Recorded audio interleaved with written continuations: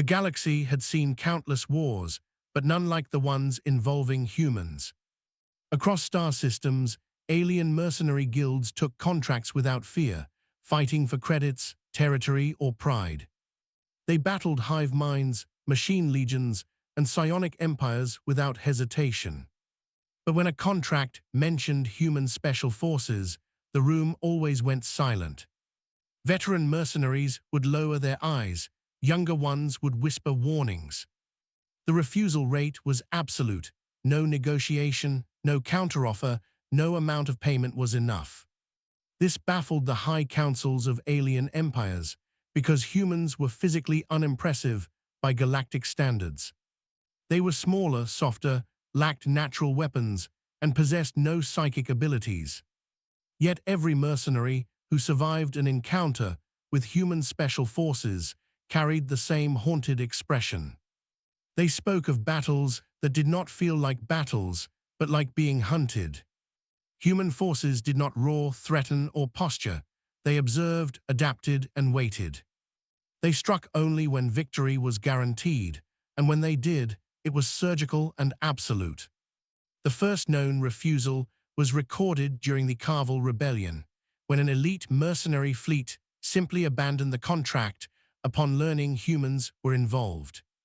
They accepted execution for breach of contract rather than face the humans again. That decision echoed across the galaxy, marking the beginning of a terrifying reputation.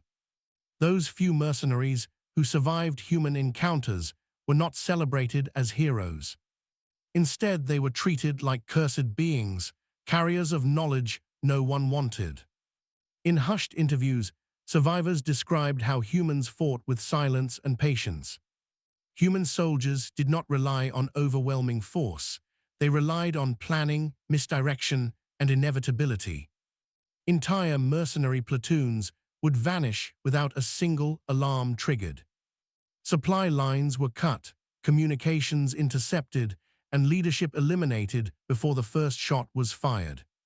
Survivors recalled seeing human operatives appear where sensors showed nothing moments before. They described human eyes behind visors, calm and calculating even under fire.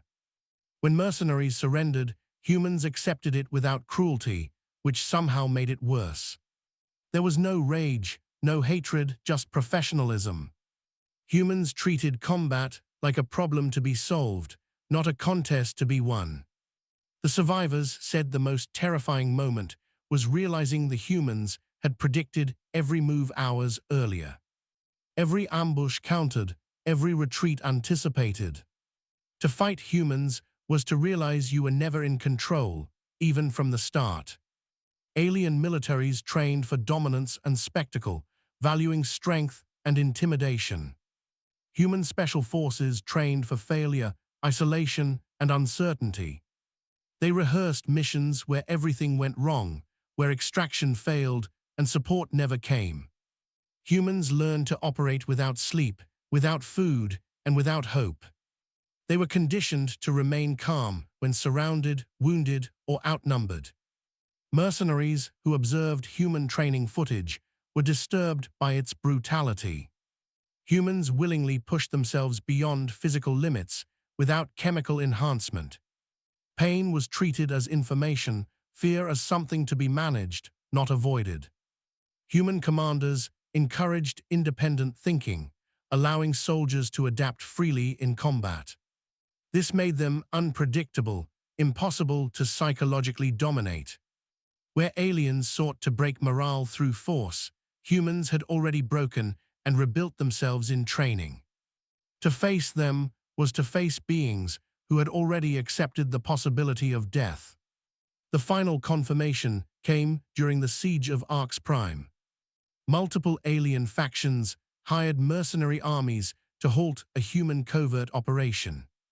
Within 72 hours, mercenary command structures collapsed without explanation. Automated defenses were turned against their owners, supply depots detonated from within. No large battles occurred, yet the mercenary forces ceased to exist as organized units. Human special forces never announced victory, they simply vanished once objectives were complete. Recovered logs showed humans had achieved their goals without full-scale engagement. The mercenary guilds convened an emergency summit afterward. The decision was unanimous and permanent. No guild would ever again accept a contract involving human special forces, regardless of circumstances. The risk was deemed existential, not financial. To fight humans was not to risk defeat, but annihilation. Today, the refusal is written into mercenary law across multiple systems. Contracts involving human special forces are marked with a black sigil of warning. Young mercenaries are taught the stories as cautionary lessons, not myths. Humanity is not feared for cruelty or aggression, but for discipline, patience, and resolve. They do not seek war, but when forced into it, they end it decisively. Alien leaders now negotiate rather than provoke, understanding what mercenaries already learned. Humans fight not to dominate, but to protect their own, and that makes them relentless. In the end, the galaxy realized a simple truth. It is safer to fight monsters than professionals who believe absolutely in their mission. And that is why alien mercenaries refuse to fight human special forces. What the galaxy never understood at first was that alien mercenaries were not the only ones uneasy around human special forces. Even within human space, these units were spoken of carefully, with respect and restraint. They were not paraded in victory celebrations, nor glorified in recruitment holovids. Most civilians never knew their names, their faces, or even their true numbers. Human governments understood something others learned too late. Once unleashed, these soldiers could not be casually recalled. They were not weapons to be shown, but tools to be applied precisely. Human special forces existed for scenarios humanity hoped would never occur. They were trained not just to win wars, but to end threats permanently. From the beginning, humanity's evolution on a death world shaped its mindset. Predators, disasters, and scarcity forged a species that planned ahead obsessively. Humans learned early that brute strength alone never guaranteed survival. Adaptability, cooperation, and long-term thinking mattered more than dominance. When humans reached the stars, they carried those lessons with them. Their special forces became the ultimate expression of that philosophy. Every operative was taught to think several steps beyond the mission. Not just how to succeed, but how to prevent retaliation, escalation, or recurrence. Alien mercenaries who tried to study human doctrine often failed to grasp this difference. They focused on weapons, armor, and tactics, missing the deeper intention. Human special forces did not fight enemies, they dismantled systems. They targeted leadership, logistics, morale, and ideology simultaneously. An enemy force might still be alive after an operation, but it would no longer function, coordinate, or believe in its cause. During the classified Helios incident, this philosophy became horrifyingly clear. A coalition of alien warlords attempted to provoke humanity into open war. They assumed humans would respond with fleets and bombardments. Instead, human special forces were deployed quietly across multiple systems. They infiltrated financial networks, corrupted supply contracts, and exposed internal rivalries. Entire warlord alliances collapsed without a single public battle. Leaders were arrested by their own people, overthrown, or assassinated by former allies. By the time fleets were mobilized, there was nothing left to fight. This incident changed how alien intelligence agencies evaluated humans. They realized human power was not measured in ships or soldiers. It was measured in preparation, patience, and psychological precision. Human special forces operated like inevitability made flesh. Once they were assigned a target, outcomes became mathematical rather than uncertain. Mercenary guilds began collecting forbidden testimonies from human defectors and retired operatives. These accounts revealed the true cost of becoming one of them. Candidates were selected not just for physical ability, but for mental resilience and moral clarity.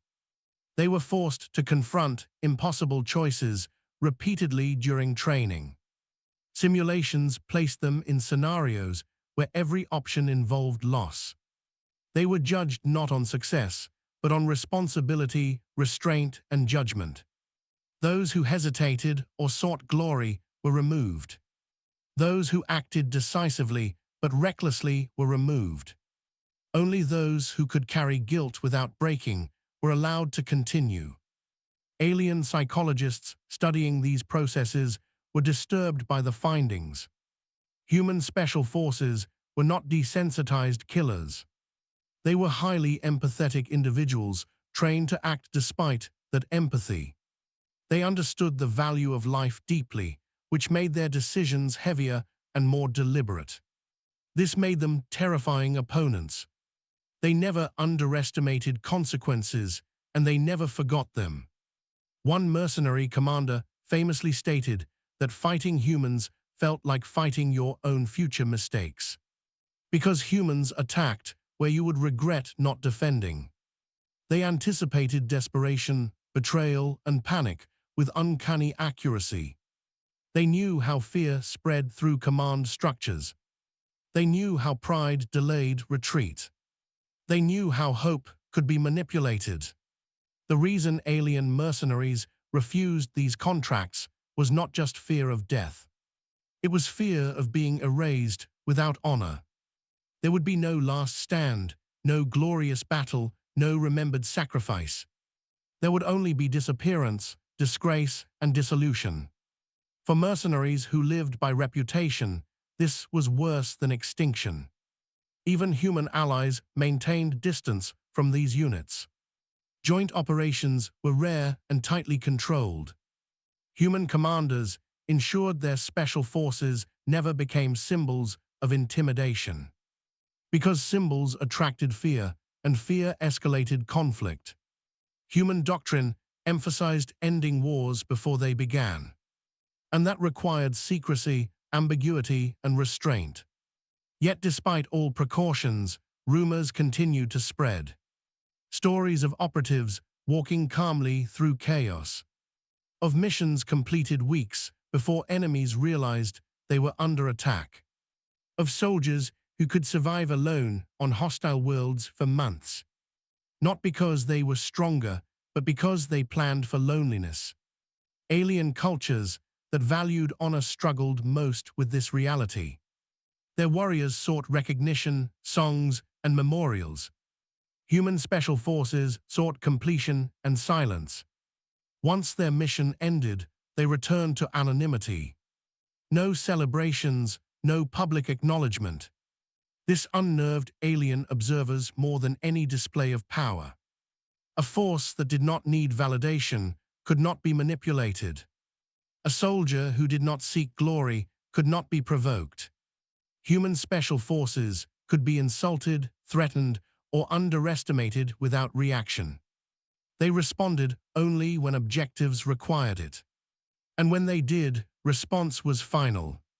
Eventually, a galactic psychological model attempted to quantify the human threat. The conclusion was stark. Human special forces represented a paradox. They were simultaneously the most restrained and most dangerous military units ever observed. They avoided combat whenever possible. But once committed, they pursued resolution without compromise. This is why alien mercenaries refuse these contracts. Not because humans are unstoppable warriors, but because they are patient problem solvers with absolute commitment. They do not fight to prove superiority. They fight to ensure the same problem never rises again. In the quiet halls of mercenary guilds, instructors end their lessons with a warning. If you ever hear humans are deploying their special forces, you have already lost. Not because they are coming for you, but because they have been planning for you longer than you realized. And somewhere in human space, far from applause or recognition, those soldiers continue to train, prepare, and wait, hoping they will never be needed, knowing that if they are, the galaxy will change quietly and permanently. And that is the final truth behind why alien mercenaries refuse to fight human special forces.